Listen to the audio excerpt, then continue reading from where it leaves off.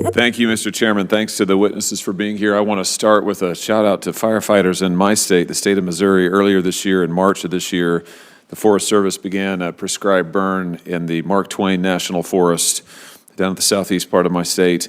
And it was led, this prescribed burn was led by a new all-veteran firefighting crew.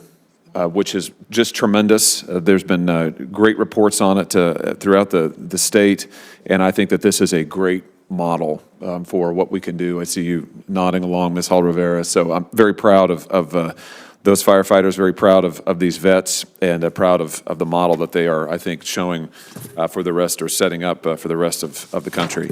Ms. Hall Rivera, let me ask you about the Forest Service role in a different regard when it comes to mining approvals for essential critical minerals.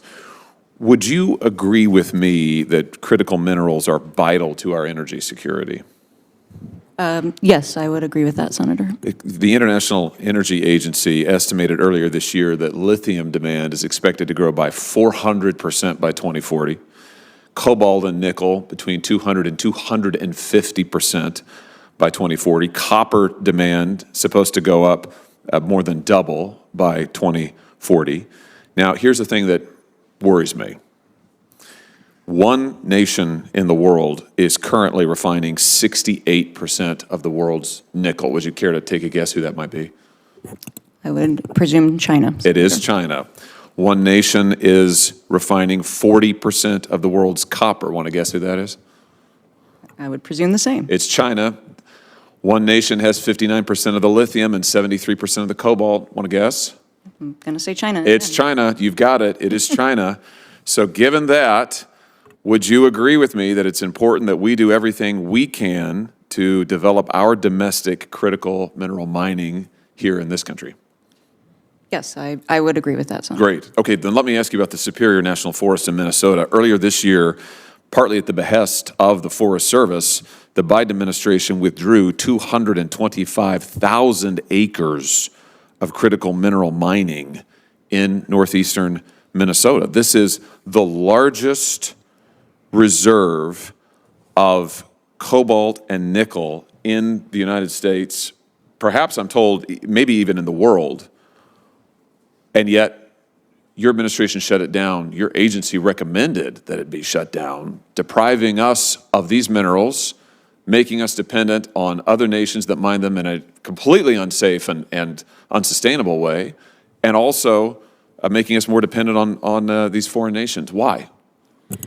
Well, Senator, I do want to say I'm not an expert on that process. That's not a part of the Forest Service that I oversee. I know we have a lot of values to balance there, especially with the Boundary Waters Wilderness area, but I'm sure that we could get back to you with more details on the specifics of that decision. Would you? That would be helpful, if you would. I would really appreciate it, because here's my view. My view is we shouldn't be making China richer and America poorer. My view is we have the best technology in the world to mine and develop these minerals. We know how to do it in a safe and responsible manner.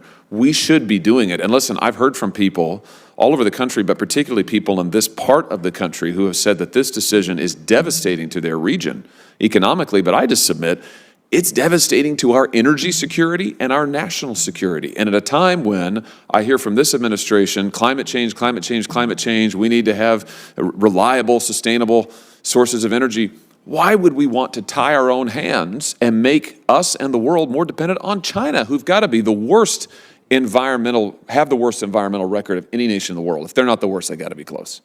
So I just don't get it, and I'd appreciate you getting back to me on that. With my few remaining seconds here, Mr. Johnson, let me just ask you, in your testimony, your written testimony, you talked about barriers that federal agencies face when they're trying to recruit and retain firefighters.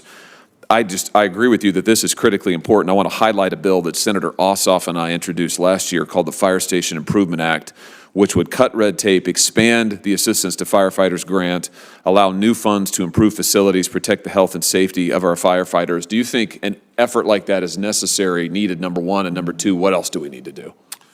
Yes, thank you, Senator.